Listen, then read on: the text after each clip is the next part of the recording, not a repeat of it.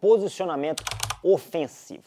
É importante em toda luta a gente saber como se posiciona. Diferente de um aspecto do judô normal, que os dois atletas ficam altos, porque eu não posso catar as pernas, no jiu-jitsu a gente pode variar os posicionamentos. Então meu adversário ele pode descer o nível, né, como eu também posso descer. Então eu preciso entender os meus posicionamentos de acordo com o nível dele. Então o posicionamento ofensivo adequado sempre é lateralizado, tá? Todas as técnicas que a gente vai fazer, disputas de pegada, eu preciso estar com a minha postura lateral. Então, vamos colocar aqui, partindo do pressuposto que ele esteja alto.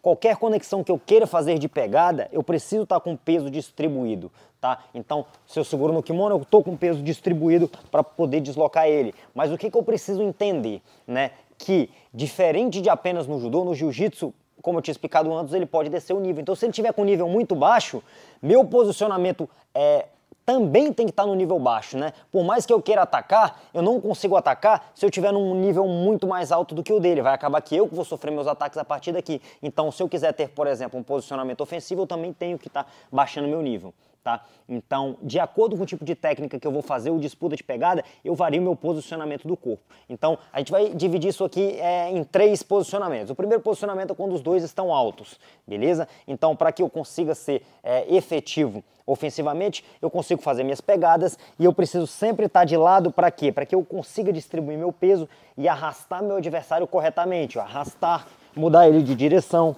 Se eu me posiciono com as pernas paralelas, eu não consigo arrastar ele sem me desequilibrar. Então, quando eu fico com a postura lateralizada, eu consigo mudar a direção do meu peso e a partir disso eu tenho mais força para deslocar e para entrar meus golpes, né? Outro aspecto importante para entender é que toda técnica, para eu conseguir executar ela, eu preciso estar lateralizado, tá? Eu vou dar um exemplo simples, um double leg.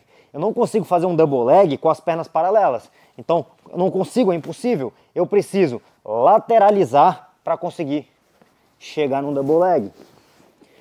Mas eu gosto de fazer kataguruma, tudo bem, eu não consigo fazer um kataguruma daqui, eu vou precisar em algum momento lateralizar para fazer o meu kataguruma. Então, lembrando, minha base ofensivamente sempre tem que estar lateralizada, tá? E o aspecto da ofensividade vai ser de acordo com a técnica que eu quero executar. Então, se eu sou uma pessoa que gosta de segurar gola, manga, segurar atrás das costas, meu posicionamento ofensivo é como? É alto, né? Disputando pegada e chegando nas minhas posições. Se eu sou uma pessoa, por exemplo, que gosta de atacar pernas, eu preciso descer meu nível. Por exemplo, se ele tiver com nível alto, eu preciso estar no nível mais baixo do que o dele. Então eu estou, por exemplo, no nível 1, eu estou no nível 2. Aqui eu já consigo acessar as pernas dele. Se ele baixar um pouco mais o nível e eu estiver no mesmo nível que ele, eu não consigo chegar, por exemplo, nas pernas dele. Eu tenho que abaixar para um terceiro nível para que eu consiga chegar.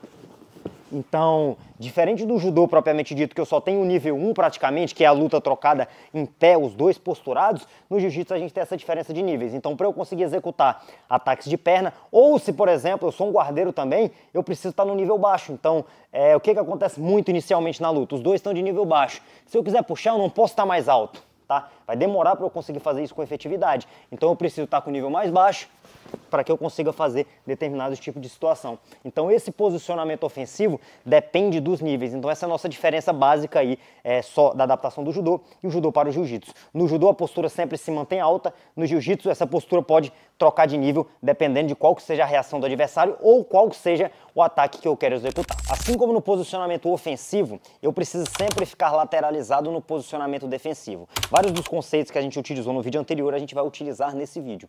Então, primeiramente, se eu tiver de pernas paralelas, qualquer coisa que ele faça eu me desequilibro facilmente. Então, se ele fizer, por exemplo, um double leg, se eu tiver de pernas paralelas, rapidamente eu me desequilibro facilmente. Quando eu estou lateralizado e ele faz esse mesmo double leg, eu consigo, de certa forma, distribuir um pouco o meu peso e aí defender um pouco mais essas técnicas. Então, a postura lateralizada vai ser muito eficiente em ataques, por exemplo, de double leg. Se ele quiser fazer qualquer outra situação, se eu tiver de pernas paralelas e ele me arrastar, eu me mexo facilmente. Se eu estou lateralizado e ele tenta me arrastar, eu tenho uma distribuição de peso, então a postura defensiva também tem que ser uma postura lateralizada, né? Então sempre, independente se é atacando ou defendendo, minha postura tem que estar lateralizada, não existe base paralela, né? Agora vamos para algumas coisas específicas em relação ao jiu-jitsu.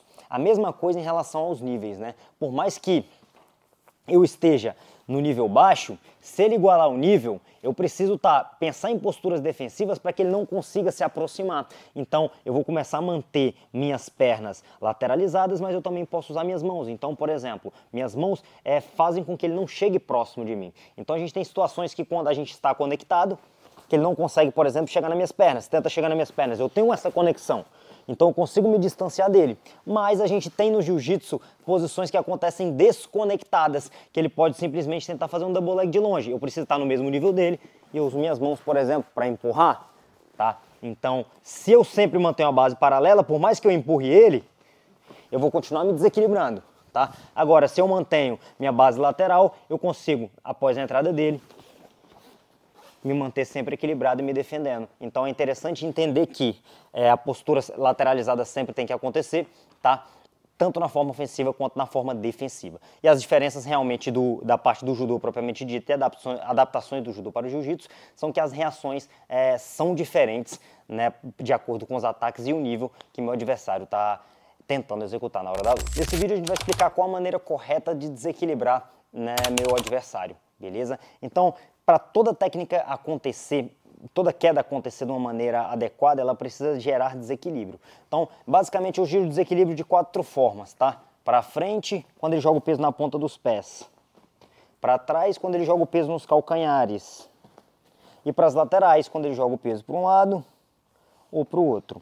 Então, eu preciso entender que golpe que eu vou fazer para saber que mecânica eu vou utilizar. Então, vamos, por exemplo, pontuar aqui golpes para frente, né?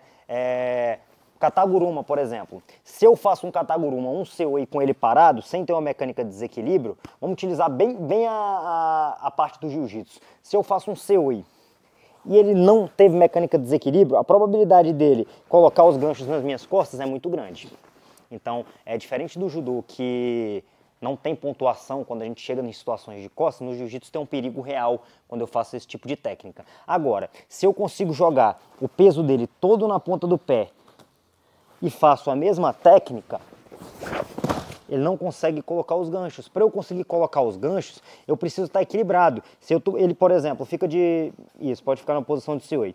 Se eu estou com meus pés aqui, eu consigo facilmente colocar os ganchos. Agora, se eu estou para frente, eu não consigo achar esses ganchos. É difícil. Então, a mecânica do desequilíbrio ela tem que acontecer. Eu preciso jogar meu adversário na ponta dos pés para que isso aconteça. Eu dei um exemplo de um C8, mas isso pode ser em vários outros golpes. Se eu simplesmente fazer um Koshiguruma sem o desequilíbrio, ele pode simplesmente me abraçar, me jogar para cima, me dar o suplevo. Exatamente. Facilmente ele consegue me deslocar. Agora, quando eu jogo ele na ponta do pé e faço a mesma técnica, tenta me levantar, ele não consegue. Por quê? Sempre para eu conseguir ter uma reação de levantar meu adversário, eu preciso estar com meus calcanhares no chão, para eu conseguir jogar ele para trás. Então, toda vez que a pessoa quer derrubar você para frente, com Seoi, Haraigoshi, Kataguruma, a intenção tem que ser que meu adversário esteja com peso nas pontas dos pés, já que eu quero que ele caia nessa direção. Então, se eu deixar meu adversário plantado, a possibilidade dele jogar o peso nos calcanhares e dificultar minha técnica para frente é muito grande. Então, em técnicas, por exemplo, que eu viro meu quadril, tem um perigo real de eu levar, por exemplo, um suplay, etc. Em técnicas como o Seoi, que eu ajoelho, tem um perigo real de colocar os ganchos dali. Então, eu preciso ficar bem atento à mecânica desse desequilíbrio, né? Para que eu não perca a possibilidade de projetar meu oponente. Pensando também em técnicas para trás. Vamos colocar uma situação aqui de um Osotogari, por exemplo. Se ele está com peso para frente e eu faço um Osotogari, é impossível jogar, ele vai devolver o Osotogari.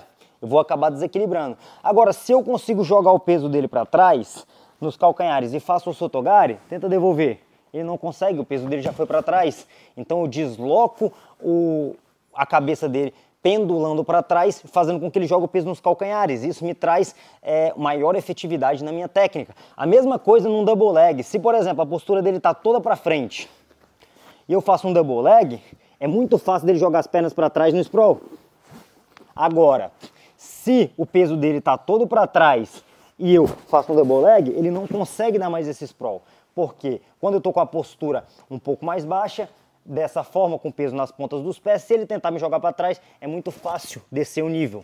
Agora, se meu peso está todo para trás, é impossível eu conseguir ter a mecânica de fazer um sprawl, por exemplo. Então é interessante entender qual técnica que eu estou fazendo, tá? E qual direção do desequilíbrio para ela ser efetiva. Agora, utilizando as mecânicas de desequilíbrios laterais. Se eu quiser, por exemplo, fazer uma situação de sasai, por exemplo, eu preciso jogar o peso dele naquela perna para poder fazer o sasai. Se ele tiver, por exemplo, com as pernas plantadas no chão, não vai desequilibrar. Isso me faz com que seja até perigoso numa situação de single leg, por exemplo. Ele pode descer essa mão. Exatamente. Então tem muita gente que às vezes quer só bater sem ter um desequilíbrio real e acaba se expondo a determinados perigos, como o single leg aqui. Então, agora se nessa mesma situação eu jogo todo o peso dele para cá, por mais que ele tente fazer uma situação de single leg, ele está muito desequilibrado. Eu vou conseguir concluir minha projeção. Então, é lembrar que sempre eu preciso deslocar meu adversário para que a projeção aconteça, tá? Outra técnica, por exemplo, que a gente pode utilizar é de forma lateral. Eu posso utilizar um desequilíbrio com um collar drag, por exemplo, que eu vou puxar e sair da direção dele, tá? Percebe que toda vez que eu puxo a gola e saio da direção, ele coloca o peso naquela perna. Agora, se eu fizer a mesma técnica com ele plantado no chão, vai acontecer isso, não teve deslocamento. Então vai acabar que ele vai me empurrar e eu vou ficar de costas no chão. Agora, se eu consigo primeiro deslocar ele para a lateral, eu vou conseguir, por exemplo, fazer essa situação. Então eu consigo, ó, deslocou, desci o nível. Eu consigo concluir, por exemplo, com single leg, mas eu jogo sempre o desequilíbrio para as laterais. Então, em todas as técnicas, é primordial entender a mecânica de desequilíbrio para que elas funcionem desde a parte de ataques e também para que eu não fique exposto a contra-ataques do meu adversário.